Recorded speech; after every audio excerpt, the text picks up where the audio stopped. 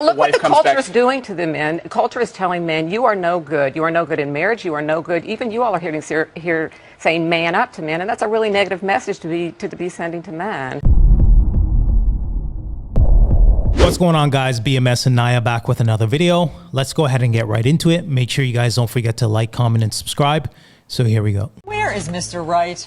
Well, ladies, he may be hard to find because men are apparently going on strike, boycotting marriage, among many other things. According to a recent study, the importance of marriage has gone up for the women up to 37% and down for men to 29%. Here to explain the trend is forensic psychologist and author of the controversial book Men on Strike. Dr. Helen Smith is here this morning. Doctor, nice to see you this morning. Nice to see you. Thank you for having me on. We were having a bit of a discussion about this last weekend I saw on that. the show. And the argument is what? That men simply are giving up hope on marriage because they're feeling beaten down? No, I don't think they're giving up on hope on marriage. I think what they're doing is they're looking at it, the cost reward. Men look at things in terms of cost analysis. And the penalties for marriage are so high and the rewards now are so low.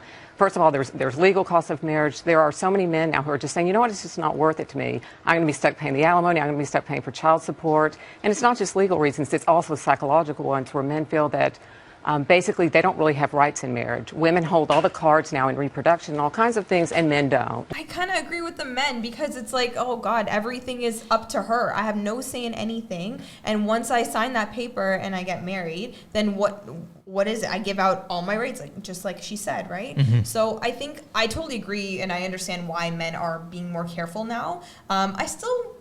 I guess the romantic in me is still thinking like, okay, if you're fortunate enough to find an amazing woman, right? Mm-hmm. And she is everything that you look for, you vetted her out and all that stuff, and you want to build a family with her, she is reciprocal in that sense, then I think it's good when you find the right person. And I agree with that completely.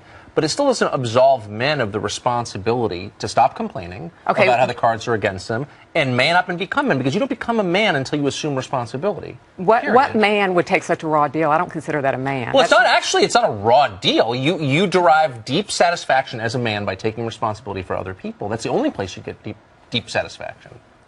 So men are supposed to take a really bad deal and sign their rights away, and you call that a good deal. Look, you would understand economic rewards. I did. You did. Well, that's good, and maybe you have a really good wife, but a lot of men don't feel that way. But see, Doctor, here's where I get confused. And forgive me, I just went to a wedding last night, so I'm feeling all loved up. Euphoric? Very, because it was beautiful. At any time that you do see a wedding, that the hope is renewed, and it does remind you of what's great about marriage. And so you act as though marriage is such a raw deal for men, but you do get companionship, and you get love, and you get a family, and I see men enjoying all of that and embracing all of that. That's a different topic. Those are also things that you can get with a relationship. We're talking about the legal aspect of marriage. I'm talking about the political and the legal ramifications of marriage, where men aren't getting such a good deal there. And there are thousands of men across the country that I've spoken to and that will tell you differently. And the statistics are bearing that out. A lot of men, you think men need to man up, but to man up, you have to be getting something out of that relationship. What you're saying is that men are getting something just by having a woman. They're just so lucky. Here's the thing. They're allowed. The one thing I agree with you on is men are getting away with having children without marrying the woman. Hold on. What does he mean by getting away with? I mean, ultimately, if I lay down with a woman, it's up to you to open your legs, right? Yeah. And to get this work. So why is it that it's on the man versus on the woman? I don't have an answer for that. I'm not sure. I'm not sure. But I think overall what they're talking about, though, I think he clearly is obviously, he's happy in his marriage. So he's just like, what are you talking about? Don't tell men don't do that. Like, look at me. I'm in a great marriage and I love my spouse and all that stuff, right? Mm-hmm. So I think everybody, actually all three of them are on the side of marriage. She's the only one that she's like, well, that's a whole different topic. What she's talking about is just the downsides of marriage, right? Mm-hmm. When things go wrong. They're all talking about when things go right. Then yeah, it's all la-di-da and fluffy rainbows, right? Mm-hmm. But I don't think I think it's wrong for them not to see her point of view, mm-hmm. right? And to see like, no, but there are it's true that there are like negatives that come with marriage, right? If it doesn't go your way. 40% of the women who are breadwinners, a lot of those lower level women are making $17,000 to $23,000. Those women use the government to pay for themselves. They don't want a man. So rather than some of those men are just opting.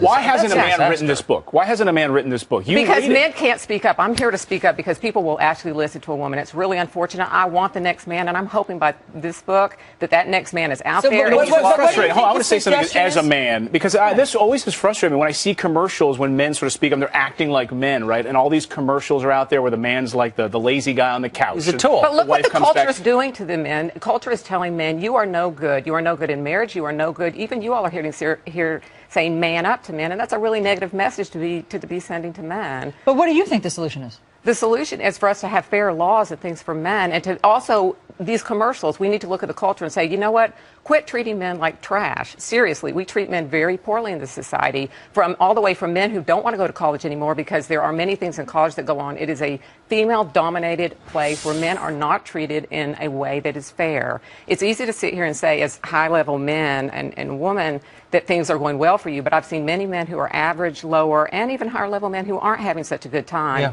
And if you read my book, you might understand a little bit more about. The book is called Men on Strike. It is compelling, and I think you make a compelling argument. An awful lot of people are reading your book, by the way. We'd love to hear what you all have to say. You can find us all on Twitter. All right, guys, so we're going to go ahead and end this video. I mean, that's a good point, right? If a man wrote this book, I mean, ultimately he would be nailed to the cross. He would be crucified in regards to his point of views, and he would be, simply canceled. So the fact that a woman is writing this book and kind of champion men, I mean, that speaks volumes, right? So what are your thoughts on that? I think if there were men who were like writing these books, that would be great. And she's hoping for that. But because it's obviously not seen as anything positive, so she's like, all right, well, I'll do my best and put these problems out there so people are more aware and get the word out. And I don't know, I think they were attacking her a little bit, being like, why isn't a man like writing this? It's like, well, hello, isn't it good that the message is being put out? And then she's done the research and she's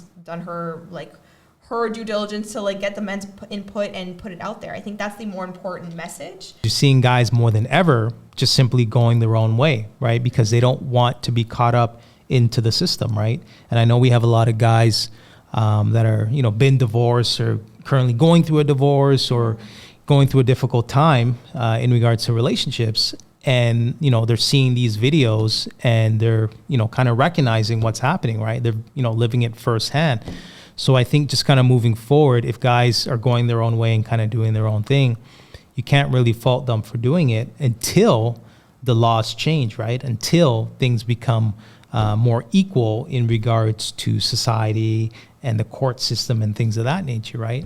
But to be honest, I don't think it will change. I think if anything, it will get worse, unfortunately, because you look at society now, society has overcorrected, women not having rights. All right, guys, so we're going to go ahead and end this video. If you like this video, make sure you like, comment, and subscribe. And until next time.